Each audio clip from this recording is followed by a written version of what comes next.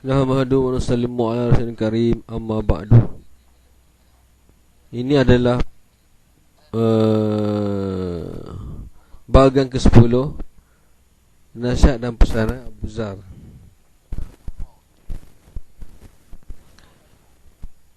Bahagian ini berkait tentang ilmu.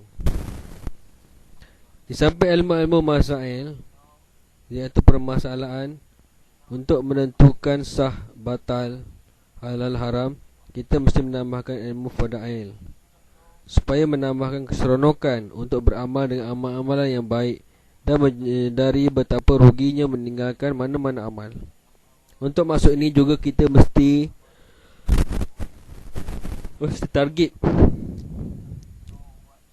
target orang lain supaya kita dapat tahu dan rasa betapa bermanfaat satu amalan yang diperintahkan dan betapa ruginya melakukan satu-satu kemungkaran. Dengan tarbiyah ini manusia akan cinta kepada amal dan benci kepada perkara yang dilarang. Hadraji Maulana Inamul Hasan telah memberitahu bahawa ilmu-ilmu fadail ada kaitan secara langsung dengan iman kita, iaitu suka kepada amalan yang baik dan benci kepada amalan-amalan yang buruk. Sesa amalan dunia boleh membawa kepada kelalaian walaupun halal. Untuk mengelakkan kelalaian ialah lapangkan masa untuk berzikir, dan itulah amalan seluruh para ahlullah, anbiya dan awliya. Ada 3 jalan untuk membetulkan zikir kepada Allah SWT. Pertama, hendaklah selalu dakwah dan target orang lain tentang zikrullah. Kedua, hendaklah jaga dan istiqamah dengan amalan-amalan zikir kita. Ketiga, doa kepada Allah supaya kita sentiasa ingat kepadanya dengan sebenarnya, iaitu dengan tadamuk dan khusyuk. Untuk melengkapi kehendak ikram kita, mesti tambahkan fikir untuk menunaikan dan mentingkatkan pelaksanaan tugas terhadap hak orang lain ke atas diri kita.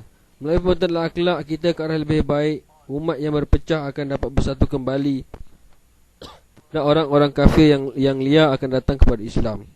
Pergaulan yang sempit dan sikap sombong adalah berlawanan dengan maksud ini. Kita dapat berakhlak dan menekan orang lain melalui kesedaran dalam diri kita tentang sifat-sifat orang beriman. Orang yang punya iman yang paling kecil atau paling sedikit, Allah SWT akan bagi syurga 10 kali ganda lebih besar daripada dunia ini. Cara-cara untuk menambah dan membetulkan diri kita terhadap tuntutan itu ialah target dan tarbiyah orang lain tentang sifat-sifat orang beriman. Walaupun dia jahil, dia masih ada harga dakwah kepada perpaduan. Kerana sedar setiap orang ada kalimah dalam dirinya adalah berharga, maka kita kena muliakan dia.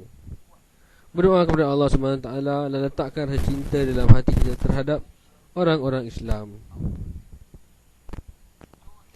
Perkara lain yang diperintahkan, yang dilarang sudah diberitahu oleh Rasulullah daripada Allah SWT. Tapi ikhlas adalah rahsia yang tidak diberitahu kepada siapa walau Nabi dan Jibril AS sendiri. Betulkanlah niat, dan Allah SWT akan beritahu kita semua di akhirat kelak, dan masa itu kita akan mengerti. Satu amal yang kecil dibuat dengan ikhlas akan diterima Allah SWT, kerana ia boleh menghapuskan semua dosa dan kita akan masukkan ke dalam syurga. Rahmat Allah itu luas. Contohnya, seorang perempuan lacur yang beri minum kepada anjing yang derhaga dan ikhlas telah menyebabkan dosanya diampun dan dijamin syurga. Amal sebaliknya, amal yang sebesar dan sebanyak mana sekalipun, jika tanpa keikhlasan, boleh menyebabkan seorang itu dihumbankan ke dalam neraka.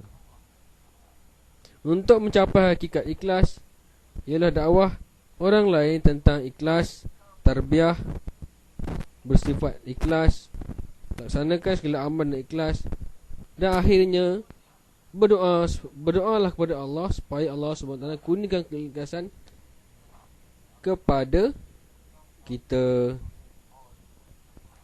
dan semak hati dan betulkan niat kita.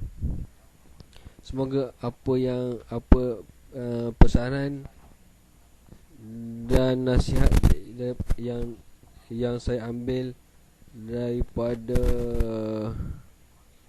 pesanan Abu Zar dapat kita ambil iktibar, kita amal dan kita sampaikan. Wassallallahu ala sayyidina Muhammad wa ala alihi wa sahbihi ajma'in. Subhana rabbika rabbil izzati amma yasifun wa salamun alal mursalin walhamdulillahi rabbil alamin.